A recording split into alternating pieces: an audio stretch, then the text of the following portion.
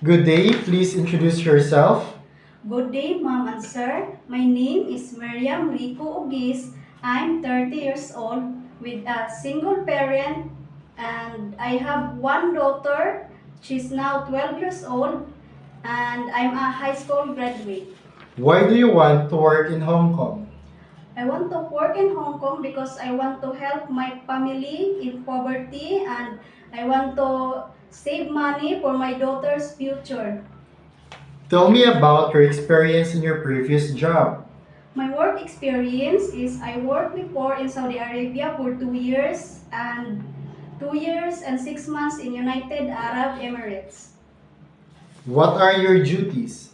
My duties in Saudi Arabia is taking care the children of my madam, tutoring them sometimes in school, uh, cleaning, cooking, washing clothes, marketing, and car washing.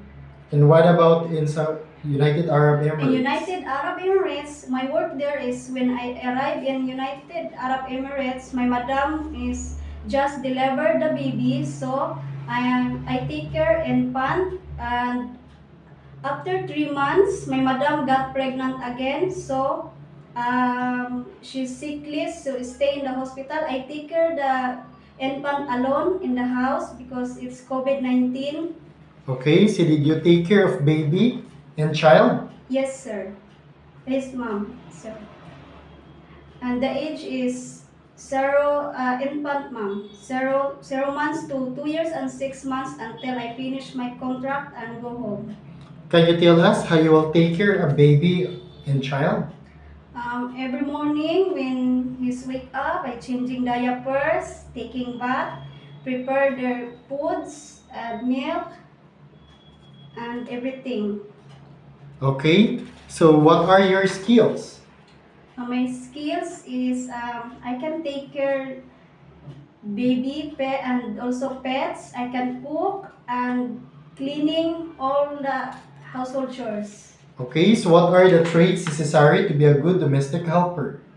For me, to be a good domestic helper is you must be loyal, trustworthy, honest, hardworking, flexible, and God-fearing. Okay, lastly, anything else you want to tell to your future employer? Hello, ma'am and sir. Please choose me to be your domestic helper because if you choose me, I promise to be with you all the time as you needed me as your helper.